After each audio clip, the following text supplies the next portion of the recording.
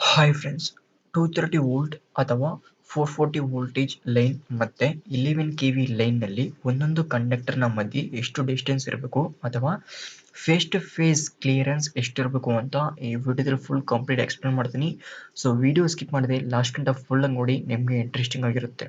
So ನೀವೇನಾದರೂ ನಮ್ಮ ಚಾನಲ್ನಲ್ಲಿ ಫಸ್ಟ್ ಟೈಮ್ ವಿಡಿಯೋ ನೋಡ್ತಾ ಇದ್ರೆ ಕೆಳಗಡೆ ಸಬ್ಸ್ಕ್ರೈಬ್ ಬಟನ್ ಇರುತ್ತೆ, ಕ್ಲಿಕ್ ಮಾಡಿ ಸಬ್ಸ್ಕ್ರೈಬ್ ಮಾಡಿ. ಹಾಗೆಯೇ ಪಕ್ಕದಲ್ಲಿರುವ ಬೆಲ್ ಐಕನ್ನ ದಯವಿಟ್ಟು ಪ್ರೆಸ್ ಮಾಡಿ ಫ್ರೆಂಡ್ಸ್, ಏಕೆಂದರೆ ಇದೇ ರೀತಿ ಒಂದು ವಿಡಿಯೋ ಅಪ್ಲೋಡ್ ಮಾಡಿದ್ರೆ ಮಾತ್ರ ನಾನು ನಿಮಗೆ ನಿಮ್ಮ ಮೊಬೈಲ್ಗೆ ಒಂದು ನೋಟಿಫಿಕೇಶನ್ ಬರುತ್ತೆ, ಬೆಲ್ ಐಕನ್ನ ಪ್ರೆಸ್ ಮಾಡಿದ್ರೆ ಮಾತ್ರ. ಸೊ ಒಂದು ರೀಸನ್ ಇಂದ ಬೆಲ್ ಐಕನ್ನ ಪ್ರೆಸ್ ಮಾಡಿ ಆಲ್ ಆಪ್ಷನಲ್ಲಿ ಮೆನ್ಷನ್ ಮಾಡಿ ಫ್ರೆಂಡ್ಸ್. ಸೊ ಇವಾಗ first 230 volt phase to neutral ಮತ್ತೆ 440 ವೋಲ್ಟೇಜ್ ಫೇಸ್ ಟು ಫೇಸ್ ಇರುವಂಥ ಲೈನ್ನಲ್ಲಿ ಎಷ್ಟು ಕ್ಲಿಯರೆನ್ಸ್ ಇರಬೇಕು ಅಂತ ನೋಡೋಣ. ಸೊ ಇದು ಬಂದು 3 ಫೇಸ್ 4 ವೈರ್ ಸಿಸ್ಟಮ್.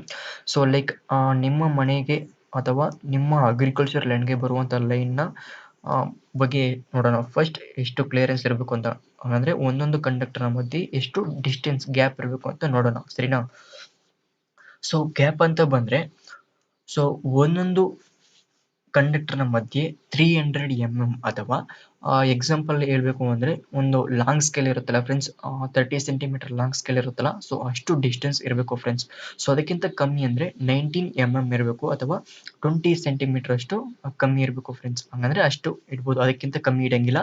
ಸೊ ಜಾಸ್ತಿ ಅಂದರೆ, ಸೊ ಕಾಮನ್ ಆಗಿ ಎಷ್ಟು ಇರಬೇಕು ಅಂದರೆ 30 ಸೆಂಟಿಮೀಟರ್ ಅಥವಾ 300 mm ಇರಬೇಕು ಫ್ರೆಂಡ್ಸ್. ಲೈಕ್ ಆರ್ ಮತ್ತು ವೈಗೆ 30 ಸೆಂಟಿಮೀಟರ್ ಇರಬೇಕು, ಮತ್ತು ವೈ ಮತ್ತು ಬಿ ಲೈನ್ಗೆ 30 ಸೆಂಟಿಮೀಟರ್ ಇರಬೇಕು. ಸೊ ಅದೇ ರೀತಿ ಬಿ ಮತ್ತು ನ್ಯೂಟ್ರಲ್ ಲೈನ್ಗೆ 30 ಸೆಂಟಿಮೀಟರ್ ಇರಬೇಕು ಫ್ರೆಂಡ್ಸ್, ಸರಿನಾ.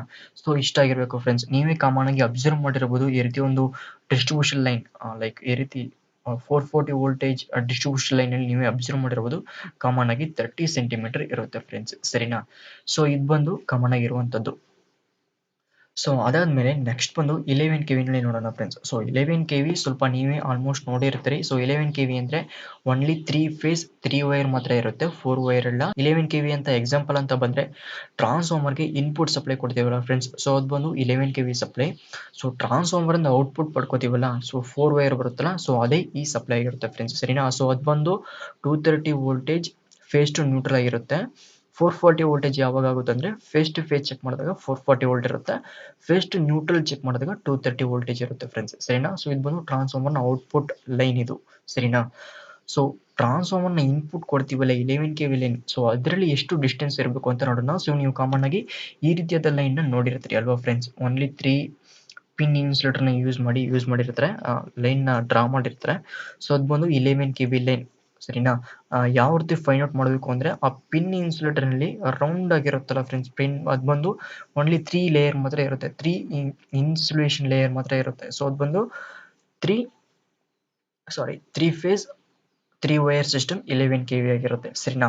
ಸೊ ಇದರಲ್ಲಿ ಎಷ್ಟು ಕ್ಲಿಯರೆನ್ಸ್ ಇರಬೇಕು ಅಂದರೆ ಒಂದೊಂದು ಲೈನ್ಗೂ, ಇದು ಒಂದು 3 phase 3 wire system 11 K V, ಒಂದೊಂದು ಲೈನ್ಗೆ ಎಷ್ಟು ಡಿಸ್ಟೆನ್ಸ್ ಇರಬೇಕು ಅಂದರೆ, ಸೊ 650 mm, ಹಂಗಂದರೆ ಅಮ್ಮಮ್ಮ ಅಂದರೆ ಒಂದು 60 ಸೆಂಟಿಮೀಟರ್ ಫ್ರೆಂಡ್ಸ್. ಸೊ ಎರಡು ಲಾಂಗ್ ಸ್ಕೇಲ್ನ ಯೂಸ್ ಮಾಡಿರ್ತೀರಲ್ಲ, ಸೊ ಆ ರೀತಿ ಅಷ್ಟು ಡಿಸ್ಟೆನ್ಸ್ ಇರಬೇಕು. ಸೊ ನೀವೇ ಜಸ್ಟ್ ನಿಮ್ಮ ಕೈನಲ್ಲಿ ಅಳತೆ ಮಾಡಿ ನೋಡಿ, ನಿಮಗೆ ಅಂಡರ್ಸ್ಟ್ಯಾಂಡ್ ಆಗುತ್ತೆ. ಆಲ್ರೆಡಿ ನೋಡಿರ್ತೀರಿ ಈ ರೀತಿ 11 ಕೆ ವಿಲಿನ, ಸೊ ಅದರಲ್ಲೂ ಕೂಡ ಸೇಮ್. ಸೊ ಎರಡೂ ಸ್ಕೇಲ್ನ ಯೂಸ್ ಮಾಡಿ ಎಷ್ಟು ಡಿಸ್ಟೆನ್ಸ್ ಇರುತ್ತೋ ಅಷ್ಟು ಡಿಸ್ಟೆನ್ಸ್ ಬಂದು ಒಂದೊಂದು ಲೈನ್ಗಿರುತ್ತೆ. ಸೊ ಮತ್ತು ಮಧ್ಯದ ಕೆಳಗಡೆ ಲೇಯರ್ನ ಕ್ರಾಸ್ ಆರ್ಮ್ಸ್ನ ಯೂಸ್ ಮಾಡಿ, ಇದು ಬಂದು ಕ್ರಾಸ್ ಆರ್ಮ್ಸ್ ಅಂತ ಕರೀತಾರೆ. ಸೊ ಆ ಕ್ರಾಸ್ ಆರ್ಮ್ಸ್ನಲ್ಲಿ 2 ಪಿನ್ ಇನ್ಸುಲೇಟರ್ನ ಯೂಸ್ ಮಾಡಿರ್ತಾರೆ ಫ್ರೆಂಡ್ಸ್. ಸೊ ಆ ಎರಡೂರಲ್ಲಿ ಎಷ್ಟು ಡಿಸ್ಟೆನ್ಸ್ ಇರಬೇಕು ಅಂದರೆ, ಸೊ 1000 mm, ಅಂದರೆ ಒಂದು 1020 mm ಡಿಸ್ಟೆನ್ಸ್ ಇರಬೇಕಾಗುತ್ತೆ ಫ್ರೆಂಡ್ಸ್. ಲೈಕ್ ಹಂಗಂದರೆ ಒಂದು 100 ಸೆಂಟಿಮೀಟರ್ ಅಷ್ಟು ಬರುತ್ತೆ. ಸೊ ನೀವು ಕೈಯಲ್ಲಿ ಅಳತೆ ಮಾಡಿ ನೋಡಿ, ನಿಮಗೆ ಜಸ್ಟ್ ನೀವೇ ಅಸ್ಯೂಮ್ ಮಾಡಿ ನೋಡಿ ಫ್ರೆಂಡ್ಸ್, ನಿಮಗೆ ಅಂಡರ್ಸ್ಟ್ಯಾಂಡ್ ಆಗುತ್ತೆ. ಸೊ ಇಷ್ಟು ಡಿಸ್ಟೆನ್ಸ್ ಇರುತ್ತೆ, ಖಂಡಿತ ಇಷ್ಟು ಡಿಸ್ಟೆನ್ಸ್ ಇದ್ದೇ ಇರುತ್ತೆ, ಸರಿನಾ. ಸೊ ನೀವು ನೋಡಿಲ್ಲ ಅಂದರೆ ನಿಮ್ಮ ಪಕ್ಕದಲ್ಲಿ ಯಾವ 11 ಕೆ ವಿ ಲೈನ್ ಇರುತ್ತೋ ಅದರಲ್ಲೂ ನೋಡಿ. ಸೊ ಅದೇ ರೀತಿ ಮತ್ತು 440 ವೋಲ್ಟೇಜ್ ಡಿಸ್ಟ್ರಿಬ್ಯೂಷನ್ ಲೈನಲ್ಲೂ ಕೂಡ ನೋಡಿ, ಅಬ್ಸರ್ವ್ ಮಾಡಿ, ನಿಮಗೆ ಕ್ಲಿಯರಿಟಿ ಬರುತ್ತೆ ಫ್ರೆಂಡ್ಸ್, ಸರಿನಾ.